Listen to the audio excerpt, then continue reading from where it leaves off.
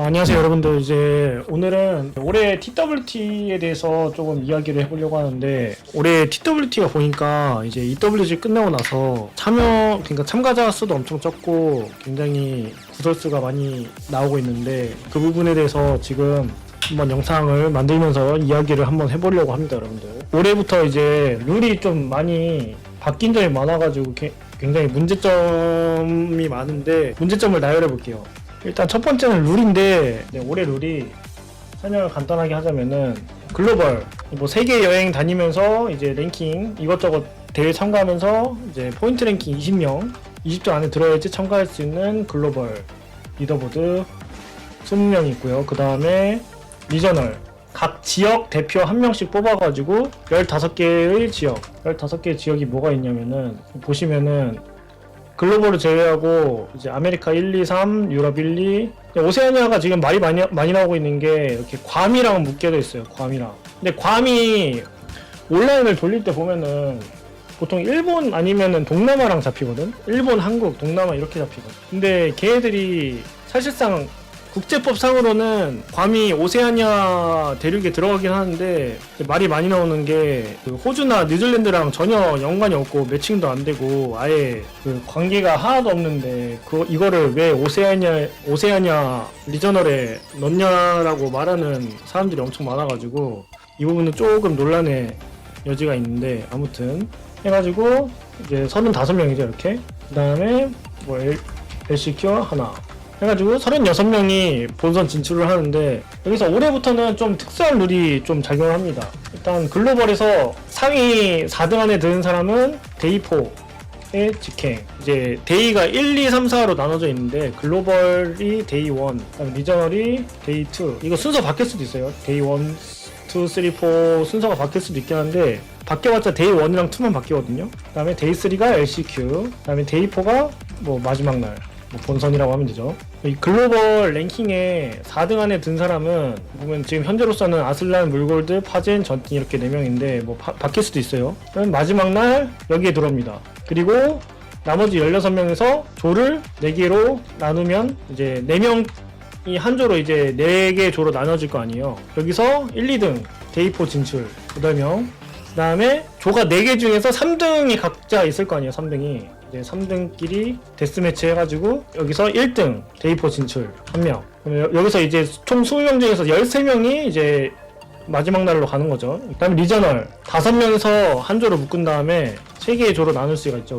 그러니까 각자 각 조 1, 2등이 데이4로 갑니다. 그럼 하면 6명이겠죠. 그래서 리저널 조 1, 2등, 여기 데이1이랑 데이2에서 탈락한 사람이랑 그 다음에 LCQ 그러니까 출전하는 사람들끼리 LCQ를 해가지고 우승한 사람이 또 데이4에 갑니다. 이렇게 4, 8, 1, 6, 1 하면은 딱 20명 되죠. 여기서 또 조를 나눠서 하겠지. 왜냐면은 20명이면은 그 토너먼트 형식을 할 수가 없잖아요. 24명이 되든지 아니면 16명이 되든지 아니면 12명이 돼야지 이제 토너먼트를 할 수 있는데 20명이면 못 하잖아. 그래서 아마 조별 예선을 하지 않을까라고 생각을 하고, 근데 이 룰이 지금 말이 많이 나오고 있는 게, 이제 리저널이 보면은 각자 이제 지역의 숨은 고수들이나 아니면 이제 월드 투어 다닐 수 없는 사람들을 위해서 기회를 주기 위해서 이제 리저널 제도를 만든 건데, 이제 리저널 제도를 만든 건 좋은데 이제 본선 진출을 하고 나서 글로벌이랑 리저널이랑 따로 이제 대회를 하니까 아무래도 글로벌로 올라간 사람들이 리저널로 올라간 사람들보다 더 빡셀 거 아니에요. 마지막 날 진출하는 게 인원수가 더 적다고 해도 이쪽이 더 쉬울 거 아니에요. 왜냐면은 이제 글로벌은 말 그대로 이제 세상에서 철권을 제일 잘하는 20명인데 이 사람들이랑 싸우는 것보다 여기서 6명 안에 드는 게 훨씬 쉬운데 굳이 글로벌로 가야 되냐?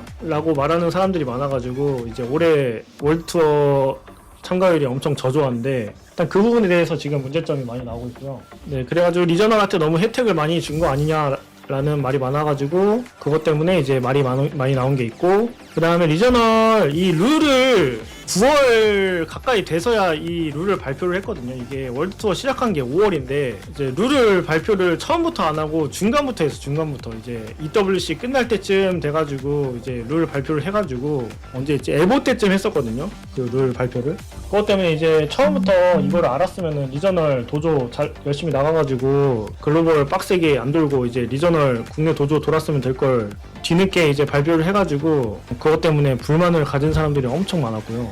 룰 발표는 처음부터 해야지 왜 나중에 발표 늦게 한 건 늦게 한 건데 이제 또 발표를 늦게 한 게 하나 더 있어요. 이제 상금 발표를 이제 엄청 늦게 했어. 언제 했냐면은 이제 에보 프랑스 때 했는데 10월 중순에 했거든요. 문제가 뭐냐면은 이제 스폰서들이 많이 있을 거 아니에요. 이제 뭐 e스포츠 팀도 있을 거고 스폰서나 뭐 이제 지원을 해주는 회사가 많이 있을 텐데 선수를 지원해준 입장에서 상금이 얼마인지도 모르는데 이제 대회 경비 막 1년에 못해야 1,000만 원은 써야 되는데 뭐 아무리 e스포츠 업계가 어차피 적자가 나온다지만 월드 투어를 4월 5월에 시작했는데 상금 발표를 10월 달에 해가지고 그것 때문에 문제가 지금 되고 있고요. 반남 입장에서는 아마 스폰서가 붙느냐 안 붙느냐에 따라서 이제 상금이 많이 바뀔 거기 때문에 처음에 발표를 안 하고 스폰서 여부에 따라서 이제 상금이 얼마인지 발표를 하려고 했었던 것 같은데 내 생각에는 그냥 최소 상금을 처음부터 발표를 해놓고 스폰서가 붙으면은 뭐 상금이 올랐습니다 이런 식으로 발표를 했으면 됐을 것 같은데 상금 발표를 너무 늦게 하지 않았나 라고 생각을 하고 있습니다. 어차피 중간에 오른다고 해서 불만을 가진 사람들은 없을 거 아니야.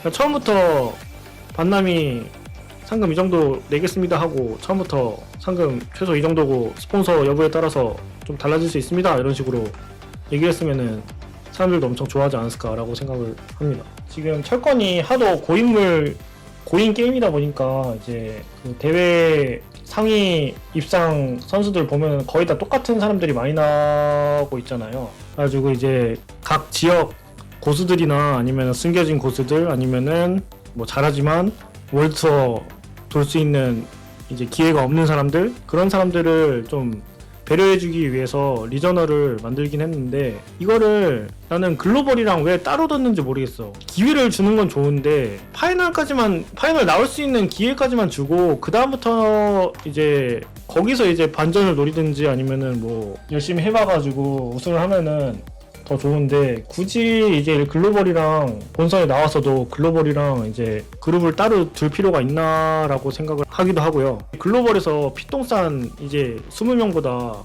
여기서 이기면은 순위가 더 높은 거잖아. 그러면은 이제 여기 있는 애들은 현자 타임이 올 거 아니야. 그 부분에 대해서도 지금 우려를 많이 하고 있습니다. 제일 문제인 거 올해뿐만이 아니라 뭐 작년부터 시작해서 재작년부터 시작해서 아니지 이게 2019년부터 있었으니까 2019년부터 있었던 룰인데 이제 도조를 이게 제일 문제입니다. 포인트가 어떻게 측정이 되는 건지 한번 보면은 일단 보면은 마스터 플러스 뭐 에보죠. 에보 제핀이나 에보나 아니면은 에보 프랑스에서 가장 순위가 높았던 성적을 반영해가지고 점수를 주고 마스터도 똑같죠. 한 8개 있었을 거예요 아마. 그 중에서 가장 잘했던 대회 2개를 포인트 적용시켰고 챌린저도 올해 엄청 많았는데 20개 가까이 있었는데 그 중에서 3개를 뽑아가지고 점수 제일 높았던 거 3개. 뭐 여기까지는 좋아. 적지 않은 감이 있긴 한데 그것도 나쁘지 않아요 여기까지는. 근데 도조가 이제 4개인데 도조가 뭐냐면은 이제 아무나 대회를 열 수 있는 그러니까 철권 대회를 열 수 있는데 거기서 이제 인원수에 따라서 포인트가 달라지는데 거기서 그냥 성적을 내면은 포인트를 줘요. 근데 이게 포인트가 4개까지 적용이 되거든요. 4개면은 도조 96이면은 600인데 도저 포인트도 보면은 이렇게 인원수에 따라서 분배가 되어 있는데 뭐 96 이상이면은 우승 시에 150, 64면은 100, 70, 50, 30, 20 이런 식으로 되어 있는데 도저 포인트가 너무 많어. 마스터급 우승이면은 뭐 콤보 브레이커나 한국 뭐 토너먼트 아니면은 좀 유명한 큰 대회에서 그 우승한 대회보다 점수를 더 적게 받거든요 여기가. 이것 때문에 지금 문제가 많은데 도저 점수 많이 주는 것까지는 그래도 이해해요. 뭐 이것도 좀 각 지역별 이제 기회가 없는 사람들한테 기회를 좀 주기 위해서 만든 제도라서 이것도 나쁘지 않다고 생각은 하는데 이 인원수로 장난을 칠 수 있는 그 건덕지가 너무 많아가지고 그것 때문에 지금 SNS가 엄청 불타고 있는데 그러니까 예를 들면은 그러니까 내가 어디 뭐 강원도 산골짜기에서 대회 열고 8강에서 그 방송 경기만 다 송출을 하면은 내가 이거 도조 우승해가지고 150점 먹을 수 있는 거예요. 너무 공식성이 없죠. 그러니까 남코가 좀 유명한 선수나 이제 믿을 만한 업자나 뭐 회사한테 이제 이 도조를 개최를 할 수 있는 뭐 권한을 주거나 이래가지고 그 사람들이 뭐 도조 개최를 해서 운영을 하는 거면 상관이 없는데 이제 아무나 개최를 할 수 있는 게 문제이기 때문에, 그리고 또 이제 인원수에 따라서 포인트가 분배되기 때문에 그런 식으로도 점수를 이제 사기까지는 아닌데 이제 좀 가랄칠 수 있다. 가랄칠 이제 건덕지가 너무 많다. 이것도 상관없어. 이것도 뭐 정직하기만 하면은 그냥 뭐 룰 맞춰가지고 제대로 여는 거면 상관이 없는데, 근데 이게 구라인지 아닌지 확인을 할 수 있는 사람이 없잖아요. 어차피 대회장을 찍어야 된다는 룰도 없고 사람 100명 하나하나 확인해야 된다는 룰도 없으니까 아무튼 뭐 호주나 뭐 괌에서 이렇게 뭐 이런 얘기가 많이 나왔는데, 아무튼 그래가지고 올해 너무 이제 불만을 표출하는 사람들이 엄청 많아가지고 SNS가 엄청나게 떠들썩 됐었는데, 저는 제 생각에는 이것 때문에 내년에 좀 도조 관련된 룰이 좀 바뀔 것 같긴 한데 어떻게 바뀔지 모르겠는데 좀 지금보다는 더 나아졌으면 좋겠다고 생각을 하고 있습니다. 감사합니다. 여기까지 하겠습니다.